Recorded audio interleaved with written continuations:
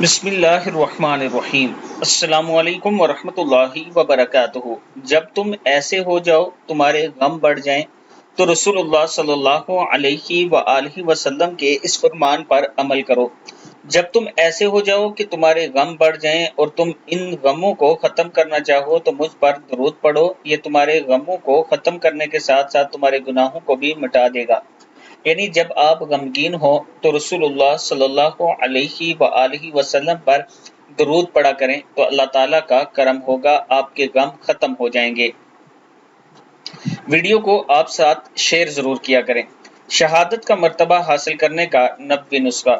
دن رات میں کسی بھی وقت یہ دعا پڑھیں۔ حضرت عائشہ صدیقہ رضی اللہ تعالیٰ عنہ نے حضور اکرم صلی اللہ علیہ وآلہ وسلم سے دریافت کیا کہ کوئی شخص بغیر شہادت کے بھی شہیدوں کے ساتھ ہو سکتا ہے؟ تو آپ صلی اللہ علیہ وآلہ وسلم نے فرمایا کہ جو شخص دن رات میں 20 مرتبہ موت کو یاد کرے وہ شہیدوں کے ساتھ ہو سکتا ہے۔ اللہم بارک لی فی الموت وفی ما بعد الموت۔ اے اللہ مجھے موت میں برکت عطا فرما اور موت کے بعد جو ہونا ہے اس میں بھی برکت عطا فرما۔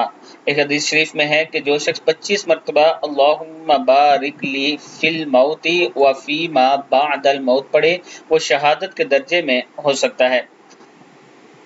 بندے کی رائے ہے کہ ہر فرض نماز کے بعد اگر 5 مرتبہ آپ یہ دعا پڑھ لیں تو دن میں 25 مرتبہ پوری ہو جائے گی۔ اللہ تعالی ہم سب کو اس پر عمل کرنے کی توفیق دے۔ نماز میں اگر جمائی آ جائے، رسول اللہ صلی اللہ علیہ وآلہ وسلم نے ارشاد فرمایا جب تم میں سے کسی شخص کو نماز میں جمائی یعنی نماز کے اندر نیند کا آنا آئے تو وہ جتنا اس کے بس میں ہو اس کو روکے، کیونکہ شیطان اندر داخل ہوتا ہے۔ اللہ تعالی ہم سب کو اس پر عمل کرنے کی توفیق دے۔